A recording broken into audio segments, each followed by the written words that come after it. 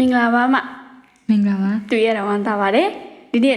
ကျမတို့ discussion လုပ်သွားမယ့်အကြောင်းအရာလေးကယူရှိပါတယ်ဒါကကြတော့ social media နဲ့လူတွေကြားက connection ပေါ့နော် social media လို့ပြောရတဲ့အခါမှာဒီနေ့ case လို့ရှိရင်ကျမတို့အတွက်အရန်ကိုရေးပါတယ် creator တစ်ခုလို့လည်းပြောလို့ရတယ်ပေါ့နော်ဘယ်လိုမျိုးအရေးပါလဲလို့ပြောရတဲ့အခါမှာအဝေးမှာရှိတဲ့သူတွေကို connection လုပ်ပေးတယ်ဒါသမကတ်သေးဘူးကျမတို့အရန်ကိုအရေးကြီးတဲ့ information ကိုအလွယ်တကူနဲ့ produce ပေးနိုင်ပါတယ်ဒါပေမဲ့တစ်ဖက်မှာကျတော့ social media ကတအားကောင်းတာလည်းမရှိဘူးဘာကြောင့်လဲဆိုတော့သူ့မှာလည်းစိုးကျိုးတွေရှိတယ်အဲ့ဒီအကြောင်းနဲ့ပတ်သက်ပြီးတော့မှနည်းနည်းလေးစဉ်းစားကြည့်အောင် Okay ဆိုတော့ social media နဲ့လူတွေကြား connection ဆက်နွယ်မှုအဲ့ဒါပြောမယ်ဆိုလို့ရှိရင်တကယ်အရေးပါတဲ့အရာတစ်ခုဖြစ်တယ်မိသူပြောသလိုမျိုးပဲ social media အရေးပါတယ်ဟုတ်တယ်ပြီးတော့မှလူတွေဆက်သွယ်ဖို့ရန်အတွက်ကူညီပေးတယ်ဒါပေမဲ့အရေးပါတဲ့အရာတိုင်းကအပြုတ်တဘောဆောင်တဲ့အချက်လက်တွေအကျိုးတွေပဲပေးရမဟုတ်ပဲနဲ့အပြတ်တဘောဆောင်တဲ့အဆိုးကျိုးတွေလည်းတွားပေးရဥပမာဆိုလို့ရှိရင် social media ကအဝေးကလူတွေကိုနီးစေတယ်ဒါပေမဲ့နီးနေတဲ့သူတွေကိုခါကြတော့ဝေးစေတယ် ဆိုလိုချင်တာကအဝေးမှာရှိတဲ့သူတွေကိုနီးစေတယ်အနီးမှာရှိတဲ့သူတွေကိုကြတော့ဝေးစေတယ်ဘယ်လိုမျိုးကိုပြောချင်တာလဲ အော်ဒါရိုးရိုးလေးပါပဲတေချာစဉ်းစားကြည့်လိုက်အဝေးကလူတွေနဲ့နီးစေဆိုတာကဥပမာကမိသူမှာရီးစားရှိတယ်အဲ့ကကြတော့သူအရန်တတိယအရန်လွမ်းနေဆိုတော့သူအရန်လွမ်းတဲ့အနေနဲ့သူ message လေးပို့လိုက်မယ်ဒါမှမဟုတ်လို့ရှိလဲvideo call ခေါ်ပြီးတော့မှသူစကားလေးပြောလိုက်မယ်အဲ့လိုမျိုးပြောချင်အဖြစ်မိသူကသူနဲ့နီးရင်လို့ခံစားရတယ်မလားဒါပေမဲ့နီးတဲ့သူဒီနဲ့ကကြတော့ဝေးသွားတယ်ဆိုတာနည်းနည်းတော့စဉ်းစားစရာဖြစ်တယ်ဒါပေမဲ့ဟုတ်တယ်ဘယ်လိုမျိုးလဲဆိုတော့ဥပမာအမစီမှာလည်း social phone ရှိရင်မိသူစီမှာလည်း phone ရှိရဒီခါကျတော့မိသူမှာလည်းကိုပေါ့ကိုတစ်ချိန်လုံး phone ဝဲတုံးနေရကျမလည်းကျမရဲ့ phone ကျမရဲ့ social media နဲ့အလုပ်ရှုပ်နေအခါကျတော့ကျမနဲ့မိသူနဲ့စပွဲတော့ဝိုင်းထဲမှာတူတူရှိပေမဲ့စကားတွေမပြောနိုင်ဘူးဘာလို့လဲဆိုကိုယ့်ရဲ့အလုပ်မှာကိုအာရုံစိုက်ဒါကြောင့်မို့သူက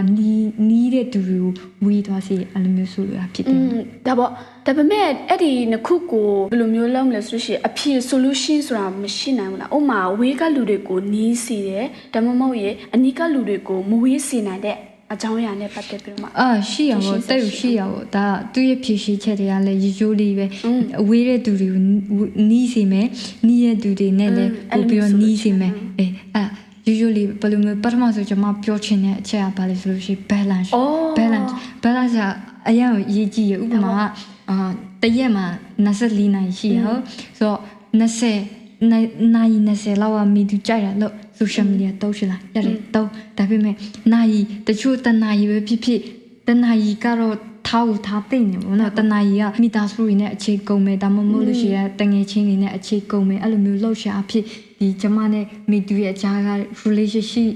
ဒီရောပို့ပြီးတော့မှခိုင်မာလာမယ်ပြီးတော့ဝေးသွားဖို့ရအတွက်လည်းအကြောင်းမရှိတော့ဘူးနော်အဲ့လိုမျိုးရှိတယ်မိသူအနေနဲ့ရောကျမအနေနဲ့အားကြတော့ဗောနော်ဒီဖြစ်ရှင်းချက်လက်ကောင်းပါတယ် balance ဆိုတာကရန်ကိုကောင်းတယ်ဗောနော်လူတစ်ချက်ကျမဖြစ်ရှင်းချက်ချင်းတဲ့အကြောင်းအရာလေးတစ်ခုကပါလဲဆိုရှင် phone free time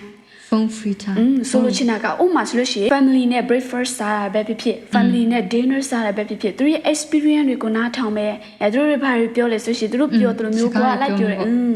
ဆိုလိုချင်တာကအဲ့ဒီချင်းဆိုလို့ရှိရင် social media ဆိုတဲ့အရာကိုအရင်ဆိုပေးဖယ်ထားမယ်ပြီးတော့မှသူတို့ကို attention ထားမယ်ဒီလိုမျိုးလောက်ချင်းဟာဆိုလို့ရှိရင်လည်းဒီလိုမျိုးလောက်ချင်းဟာဆိုရှင်ကိုယ့်ရဲ့နီးနားမှာရှိတဲ့သူတွေကိုဝေးစေမဲ့အကြောင်းတရားကိုတားမြစ်စေတာဒါလည်းအရင်ထီရောက်တဲ့ဖြည့်ရှင်ချက်တစ်ခုဖြစ်နောက်ဆိုကျွန်မထပ်ဖို့ပြချင်တဲ့အချက်တစ်ချက်ရှိရ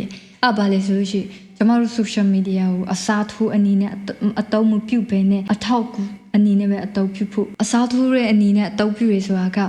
ဥပမာမိသူကအသေးကွဲတွေဆိုတော့အသေးကွဲတော့အရင်အထီးကျန်တယ်အထီးကျန်လို့ခံစားရတယ်ဒီခါမှာငါ social media ပေါ်တက်လာပြီးတော့မှငါခံစားရတဲ့ရောက်ပြောပြလိုက်မယ်ကွာဒါမှမဟုတ်ရှိလေ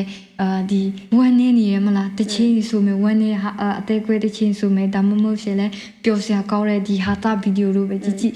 အဲ့လိုမျိုးတခုခုကြည့်လိုက်မယ်ကွာကိုယ့်ရဲ့ pressure မှုသူက